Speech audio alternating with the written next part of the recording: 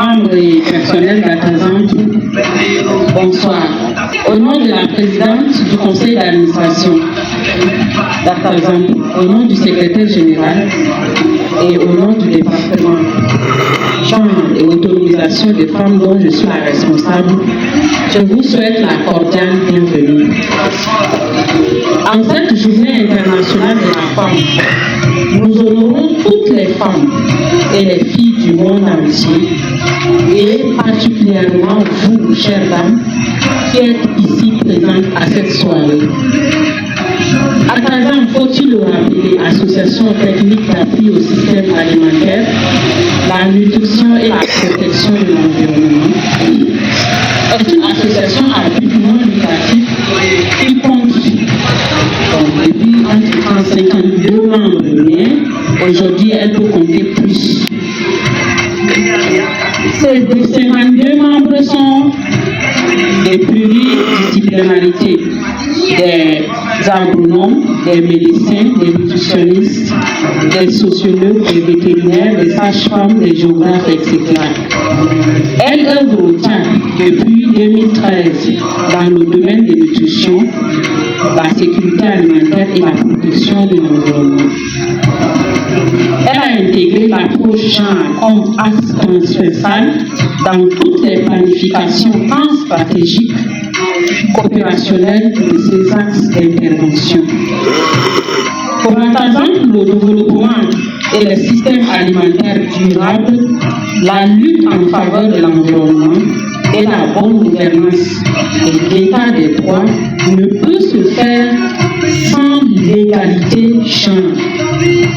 La question de genre touche Atazamp et nécessite que tous les acteurs et actrices de l'association s'y engagent et se coordonnent pour porter et mettre en œuvre cette approche via le volet genre. Les femmes et les filles ont réalisé des progrès considérables en renversant les barrières, en déconstruisant les stéréotypes et en montrant la voie du progrès vers un monde plus juste et plus égalitaire. Mais il est triste de constater que dans le monde rural, les femmes et les filles sont toujours victimes d'injustice et d'inégalité. Dans leur tentative de revendication, le milieu rural et même dans les milieux urbains, les femmes sont soumises à des rapports de force dominés par les hommes et les progrès sont toujours mis en cause avec des réactions nuisibles aux droits des femmes. Le thème de cette année, investir en faveur des femmes, accélérer le rythme, nous rappelle pour mettre fin au patriarcat, il faut s'engager dans le sens et adopter une approche transformatrice de genre dans l'ensemble de nos projets. En cette journée internationale des femmes, nous sommes aux côtés des femmes et des filles rurales qui luttent pour leurs droits et nous nous engageons à accélérer leurs progrès. Nous devons soutenir les organismes, les organisations des femmes qui sont en première ligne de ce combat. Nous devons également investir dans les programmes visant à mettre fin à la violence à l'égard des femmes et à favoriser l'inclusion et le rôle du premier plan des femmes dans l'économie, la consolidation, la paix et l'action climatique, dans l'action climatique. Mesdames et messieurs, le droit des femmes constitue un chemin sûr vers une société juste, équitable et prospère qui sont bénéfiques pour nous tous et toutes. Ensemble, prenons des mesures urgentes pour en faire une réalité. Je vous remercie, messieurs et dames, et je vous souhaite la bienvenue à cette belle et illustre soirée. Merci.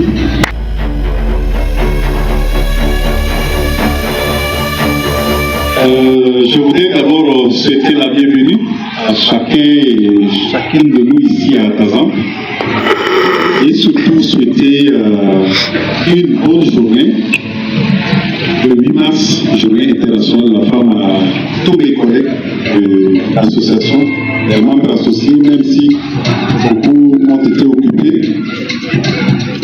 C'est une journée spéciale et une soirée aussi spéciale. Soyez les bienvenus. Avant de commencer avec le panel, je voudrais bien qu'on fasse un tour de table pour quand même nous présenter ceux qui sont invités et qui nous ont honorés, pour nos collègues qui sont de Atazampo. Ça permettra à chacun de connaître chacun et chacune. Et nous allons échanger pendant 5 minutes avant de partager un peu ce qu'on a prévu pour la soirée. La charité bien commence par le plus par soi-même. Par soi-même? Ok. Moi, je m'appelle Mike Kamsu Julien. Je suis le secrétaire général de l'association Atazampo. On va faire le tour de table comme ça.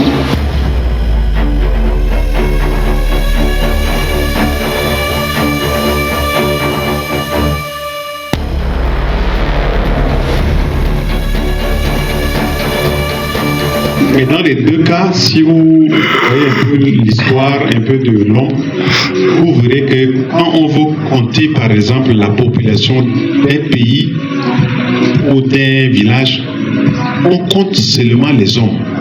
On dit il y a 500 hommes plus les femmes et les enfants. Et ça c'est pendant des années, des années. Et ce que je vous dis, que ce soit même dans les théories, dans les saintes écritures, au Coran ou la Bible, on vous dira que David a tel nombre des hommes, plus les femmes et les enfants. Donc les femmes et les enfants étaient considérés comme des êtres de second plan dans les deux théories. Et si on se réfère un peu à l'histoire aussi de l'humanité, les grands pays, en particulier par exemple la France, c'est seulement en 1944 que pour la première fois, on a autorisé aux femmes de voter. Aux femmes de voter. Et dans les pays musulmans, n'en parlons plus. Prenez l'exemple de l'Arabie Saoudite. Les femmes ne doivent même pas rester devant la cabine, elles doivent rester derrière. Il a fallu beaucoup d'années de lutte. Et c'est récemment encore, si j'ai une bonne mémoire, en avril 2018, récent, qu'on a autorisé aux femmes de conduire la voiture. Est-ce que vous voyez ça un peu? Donc la situation de la femme est telle que humainement on pense que c'est un être qui est inférieur à l'homme. Et c'est attesté qu'on a organisé cette soirée-là, nous en tant qu'association, pour voir quelle est notre perception, quelle est notre façon de voir les femmes dans les diversités, malgré qu'elles sont nombreuses.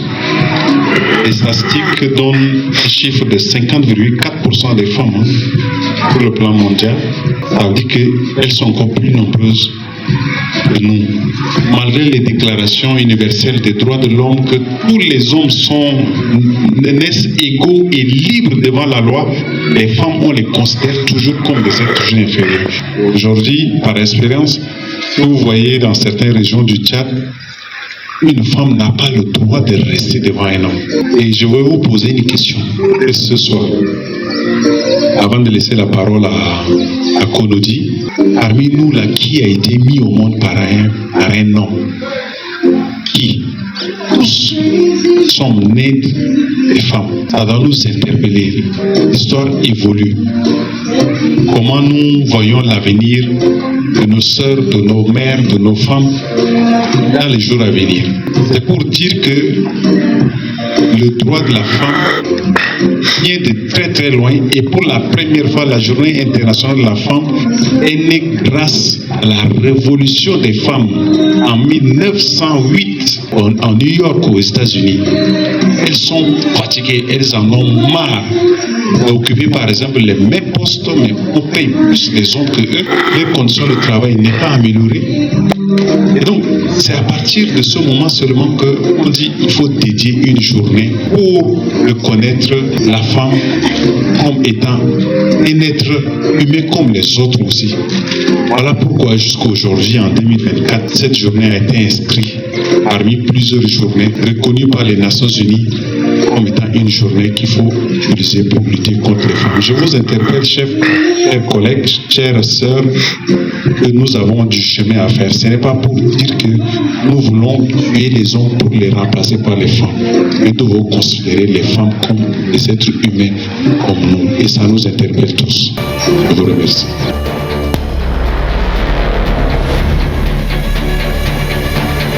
De ces propos, je voudrais aussi dire un mot sur la journée internationale des femmes. Et avant de pouvoir le dire, j'avais voulu vraiment à cette occasion pouvoir dire merci à Julien et qu'on puisse applaudir vraiment pour lui parce que c'est un homme engagé.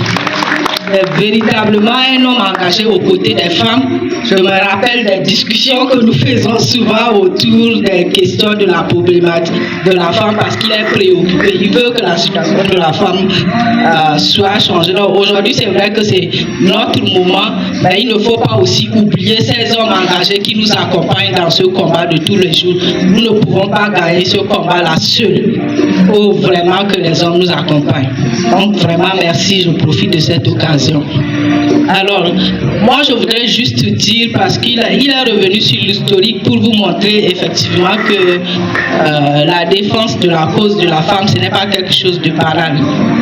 Nous avons commencé à le célébrer ici au Tchad depuis plus de 10 ans. Et aujourd'hui au Tchad, même en plus de la journée internationale de la femme, nous célébrons, on a toute une semaine, la Sénafête, la semaine nationale de la femme. Donc pendant une semaine, on célèbre les acquis en termes d'avancée de droit. Et aussi, c'est un moment de réflexion et d'évaluation des problématiques qui se posent à la femme. Mais malheureusement, quand on regarde un peu le contexte et la mentalité des gens, on se rend compte que c'est devenu une fête banale, c'est devenu simplement une histoire de pain. Certaines se battent même pour les pains. Pourquoi je n'ai pas le pain de 8 mars? Et ils oublient que c'est véritablement une journée où il faut réfléchir sur nos combats. Est-ce qu'on doit encore continuer à combattre? Quels sont les défis encore qui se posent à la femme actuellement? Donc, j'interpelle ici les hommes qui sont là. Ce n'est pas une fête banale, c'est une célébration des droits de la femme. Et comme Julien l'a dit, ce n'est pas pour dire que les femmes sont plus importantes que les hommes, mais on a constaté dans notre contexte que voilà, on ne prend pas véritablement en compte les droits des femmes. Il faille qu'on se lève pour pouvoir lutter pour ça. Et quand on parle d'égalité, c'est une égalité de droits qu'on réclame. Permettre à ce que les femmes et les filles puissent avoir les mêmes opportunités, les mêmes chances que les hommes pour pouvoir réussir dans ce qu'elles font. Parce que vous vous rappelez parfois dans certaines zones reculées, quand il y a une fille et un garçon, on préfère envoyer le garçon à l'école et laisser la fille. Alors que si la fille va à l'école, elle aussi demain, elle peut devenir, elle peut occuper aussi des postes de responsabilité et faire quelque chose. Donc même aujourd'hui, il y a certaines personnes encore qui pensent que la femme n'a pas le droit de faire telle ou telle chose. Donc c'est important que nous puissions à ce moment-là réfléchir sur qu'est-ce qu'on peut faire pour que la situation, la condition de la femme change, mais aussi sa position au niveau de la société. Parce qu'il y a beaucoup d'interprétations qui se font au niveau religieux, au niveau de la coutume, et parfois c'est des choses qui ne sont pas bien interprétées. Par exemple, la question de la soumission de la femme, par exemple. C'est vrai que la femme, dans le cadre familial, elle doit être soumise à l'homme, on est d'accord.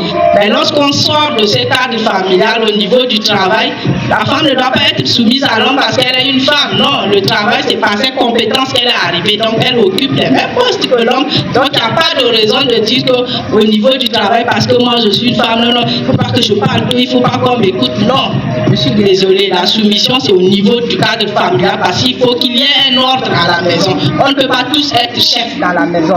À la maison, l'homme est le chef de la famille et la femme le second comme partenaire pour l'aider à accomplir. Et ça, c'est tout à fait normal. Mais lorsqu'on sort de ce cadre et qu'on arrive au niveau du travail, si tu as une collaboratrice, tu fais ton travail normalement selon tes compétences. Il ne faut pas te dire que non, moi je suis une fois quand l'homme parle là, il faut que je me taise. Oh, laisse l'homme parler. En tout cas, ça peut se faire ailleurs, mais à Tazan Place, ça ne se fera pas. Tant que nous sommes là. Bien, Madame Florence. Voilà. Donc c'est un peu ces mots qu'on a voulu partager avec vous et je voudrais terminer par exhorter vraiment mes sœurs. Il faut avoir confiance en vous.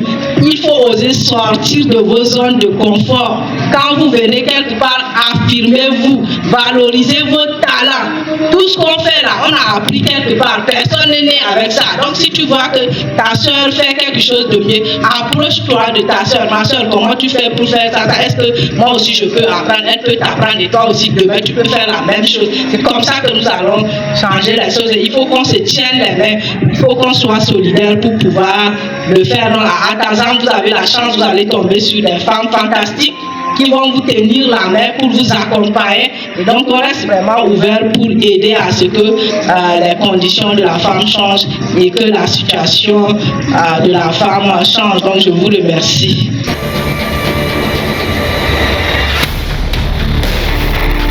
Je veux toucher plutôt du doigt la femme rurale. Mes sœurs, nous sommes là tous bien habillés. Bien habillés, bon, avec la forme, le teint, tout ça. Mais est-ce qu'on se rend compte une minute d'où on vient? Essayons de regarder un peu derrière nous, dans nos villages. Comment nos mamans, nos soeurs, nos cousines qui sont dans nos villages se comportent. Est-ce qu'elles sont éveillées? Est-ce qu'elles sont modestes comme vous? Est-ce qu'elles sont éveillées et émancipées comme les femmes de la ville? Si on arrive à se poser cette question, je vous assure qu'on en fera notre mission. Nous comme à Tazan. On va s'engager personnellement aux côtés de ces femmes-là qui sont toujours méprisées, qui se battent toujours pour leurs droits. Ne serait-ce trouver un paracétamol pour donner à son enfant, elle doit se battre toute seule pour trouver un pain pour couvrir sa nudité. Elle ne doit pas compter sur un homme. Il faut porter ces messages auprès des femmes.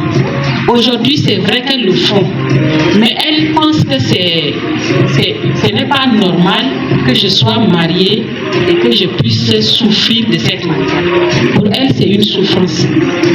Donc, il faut qu'on se donne la responsabilité de sensibiliser nos mamans, nos soeurs, nos cousines qui sont au village là, que être une femme émancipée, ce n'est pas seulement vivre en ville, mais on peut vivre au village et être émancipé.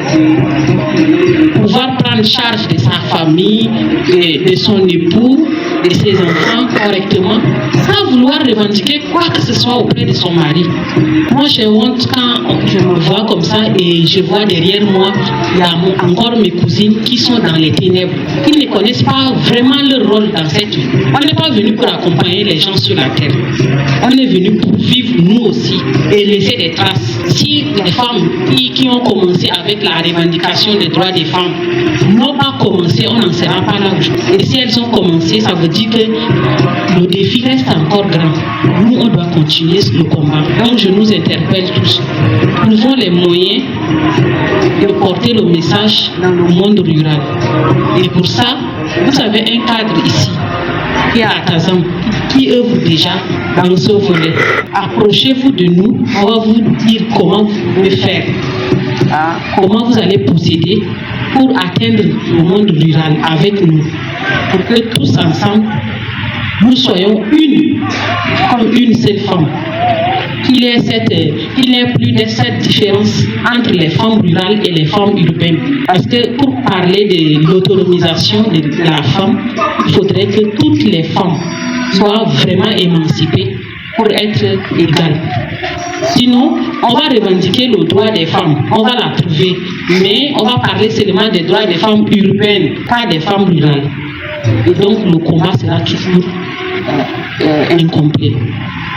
Donc je vous interpelle encore, si vous voulez bien, approchez-vous de nous, on vous dira comment vous allez faire pour nous accompagner dans cette lutte. Et Atazam se donne vraiment la mission de l'atteindre. Je me dois d'intervenir aussi pour compléter le message de mes collaborateurs. Merci beaucoup.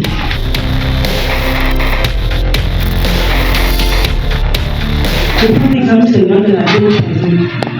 Même les parents, quand on apporte la dose et qu'on trouve que ce n'est pas suffisant, je me suis occupée de cet enfant toute ma vie, pourquoi je ne peux pas avoir de pain et de savon. La femme est chosifiée. Et dès lors qu'on a payé sa dose, c'est comme ça dans tous les doigts suèdes. En cas de divorce, on dit qu'on a payé la dose des enfants, donc on va devenir au père.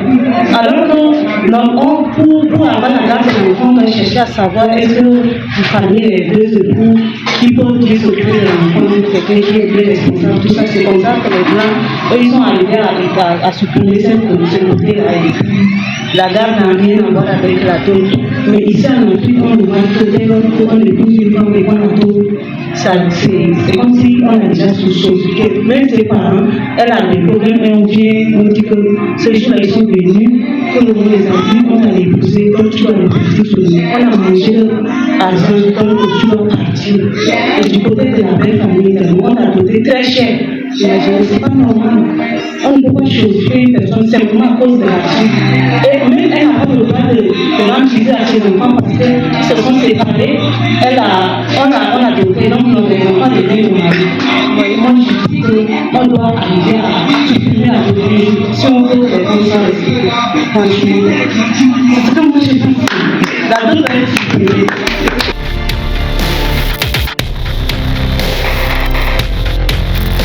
De la considération que les gens donnent à cette question. Moi, je pense qu'au niveau du Togo, la question a été très vite réglée.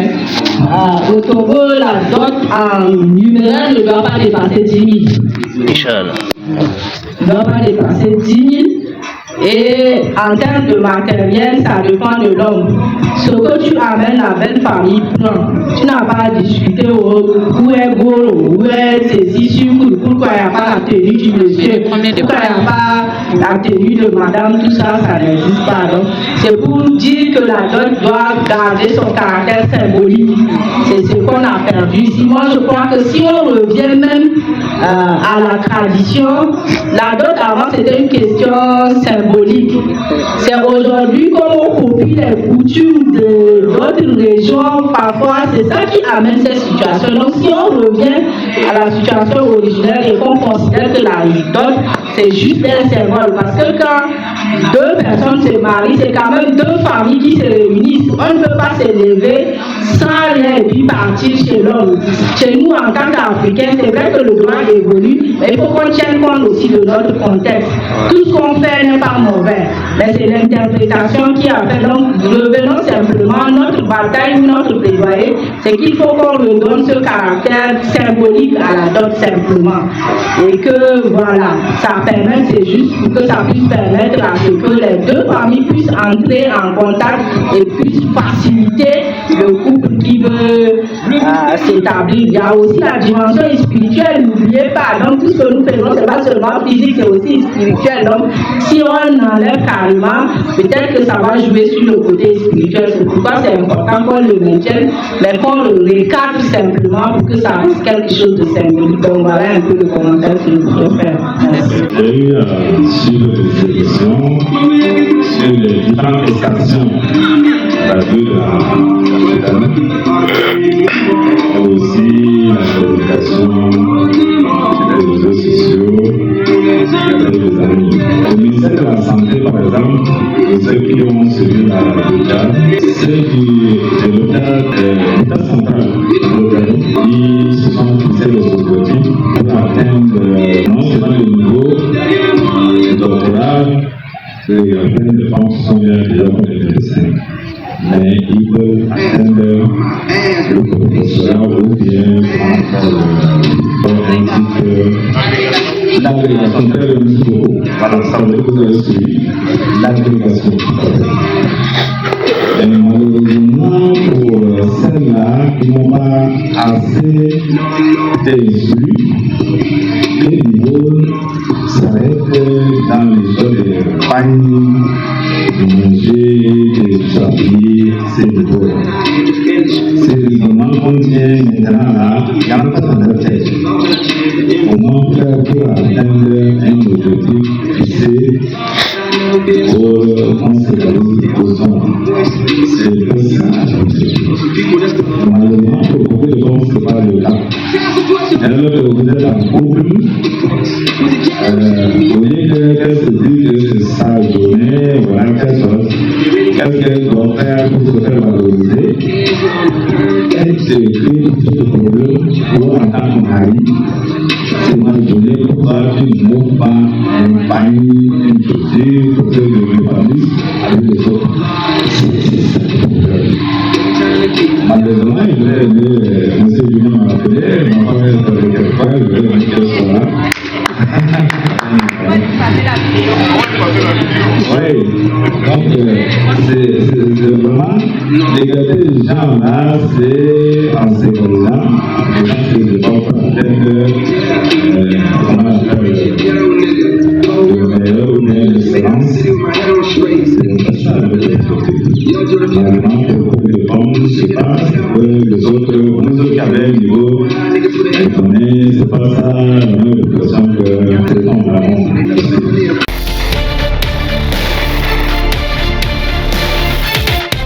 Les membres associés, les personnels aussi de la TASAM, ou même les amis qu'on les a invités, on les a demandé de venir ensemble avec leur épouse.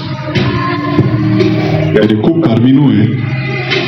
Comme ça, est-ce que vous pouvez les aider avec votre femme? On va vous applaudir. Hein. Avant de dire le mot.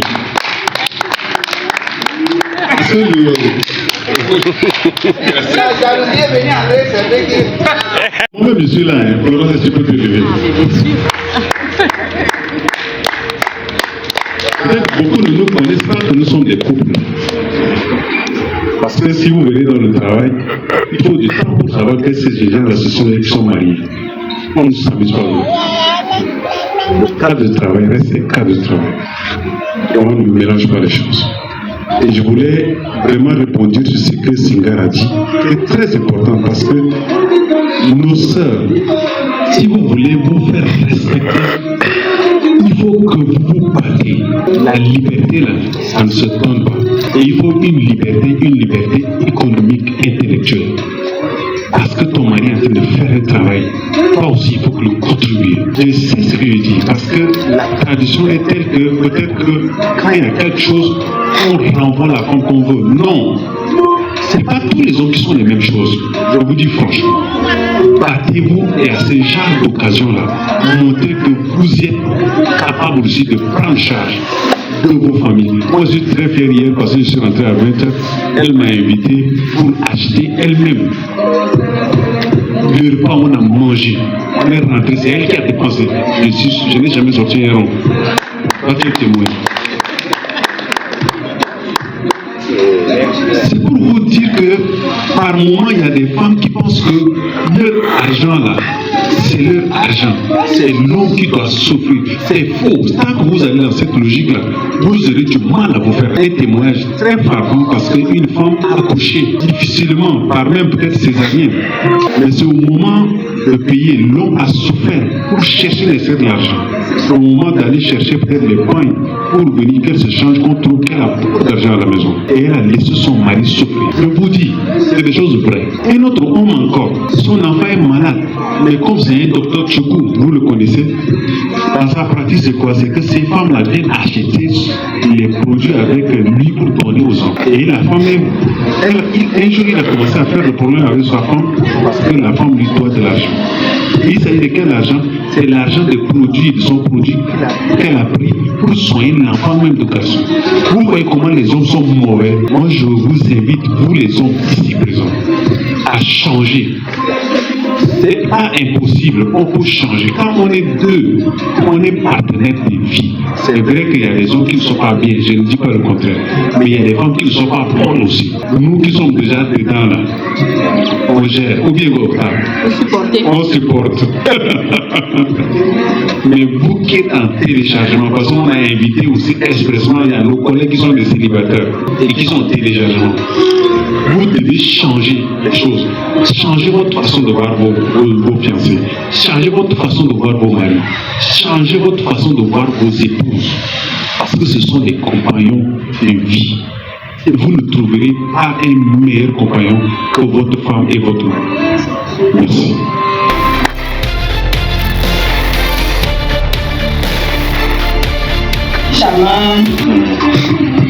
Ramener sur un sujet par rapport au combat que nous menons. Julien a dit si vous êtes encore célibataire, c'est important. Donc, le choix du conjoint ou de la conjointe, c'est très très important, je vous assure. Parce que si vous ratez ce choix, ça veut dire que vous avez aussi raté votre vie. Donc pour celles ou ceux qui ne sont pas encore mariés là, c'est important de prendre son temps pour pouvoir trouver le bon partenaire. Le partenaire idéal, ce n'est pas celui que tu trouves qui a tout. Ce n'est pas ça. Quelqu'un a dit le mariage se résume à 3 mots. C'est d'abord le jeu. Qu'est-ce que tu veux? Qu'est-ce que lui veut?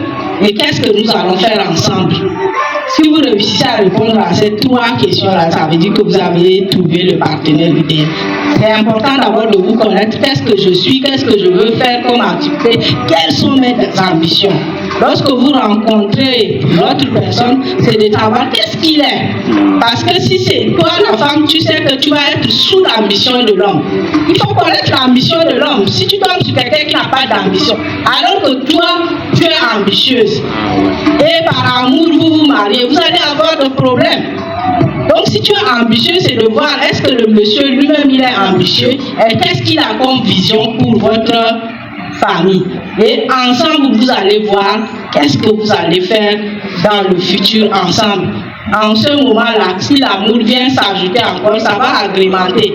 Mais si vous dites, je t'aime, tu m'aimes beaucoup, c'est bon, on va se marier. Et puis demain, les vraies questions vont se revenir maintenant. Le caractère, l'incompatibilité. Ah, je ne savais pas que tu étais comme ça, hein. Donc tu es parole comme ça, donc tu es égoïste comme ça, tu es... Et puis, tu es déjà dedans. Comme dit Julien, là, tu vas supporter et tu vas mourir à petit feu. C'est pourquoi c'est important pour ceux qui ne sont pas encore mariés, là, c'est de pouvoir se poser les vraies questions avant de pouvoir y entrer. Donc, voilà ce que je tiens un peu à dire.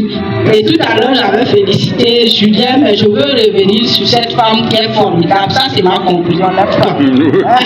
Florence. Franchement, je connaissais Julien avant de connaître Florence, parce qu'on a travaillé quelque part ensemble, et c'est lui qui est venu parler de moi à Florence.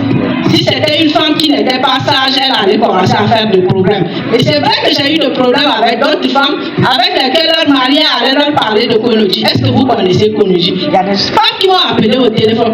Pourquoi mon mari parle trop de toi, tout ça? Par contre, elle, quand Julien est venu lui parler de moi, je ne sais pas quels sont les termes qu'il a utilisés, mais elle est venue me trouver au bureau pour me dire Konoji, tu ne me connais pas, mais je suis Madame Julien. J'ai dit, ah ok, enchantée. Qu'est-ce que je peux faire pour toi? Elle dit, non, Julien m'a dit que tu es dans tel domaine, tu travailles, est-ce que tu peux m'aider dans telle chose? Moi, ça m'a vérifié. C'est aujourd'hui que je témoigne, je ne l'ai jamais dit. Mais c'est aujourd'hui que j'ai tenu à pouvoir dire ça, parce qu'il ne faut pas attendre quand quelqu'un va avant de venir pleurer, dire qu'il m'a fait le péché. Non, c'est de son vivant. S'il a fait quelque chose de bon, c'est important de pouvoir le faire. Elle est venue dans mon bureau, elle m'a dit ça. J'ai dit, non, qu'il n'y a pas de problème, je vais le faire. Et c'est à partir de là que notre relation a continué à faire d'autres choses. Aujourd'hui, on est venus ensemble, on travaille pour Atazam. J'ai pas de problème à travailler avec eux. Parfois, j'oublie même que c'est des couples. Je suis là au milieu, je parle à Julien, après j'oublie que si j'ai j'ai déjà parlé à Juliette, ça veut dire que madame a l'information. J'oublie, je viens encore, je dis, Florence, est-ce que j'ai dit telle chose? Je dis, non, non, Juliette m'a déjà dit, je dis, ah, j'ai oublié que vous êtes j'ai oublié que vous êtes un couple. Donc, c'est la femme sage qui bâtit son foyer. Donc, au-delà des droits que nous réclamons, la première priorité d'une femme, c'est d'abord sa famille. Et on a dit la femme, c'est une aide. Et véritablement, cette femme-là, c'est une aide pour son mari. Non seulement sur le plan personnel, mais aussi sur le plan professionnel. Elle court partout, elle fait des choses, elle n'est jamais fatiguée. Elle est là, c'est ça, c'est de cette femme-là dont nous avons besoin. Une femme qui travaille professionnellement, elle est bien, mais qui n'oublie pas qu'elle est sur la mission de son mari et qu'elle doit accompagner son mari pour ensemble faire quelque chose. Donc aujourd'hui, comme c'est cette journée, j'ai tenu véritablement à la féliciter et qu'elle puisse continuer dans cette voie. Et elle est vraiment un modèle pour nous, pour la continuité de ce qu'on fait. Merci. J'ai été très longue, mais voilà, j'ai tenu à pouvoir le dire. Merci.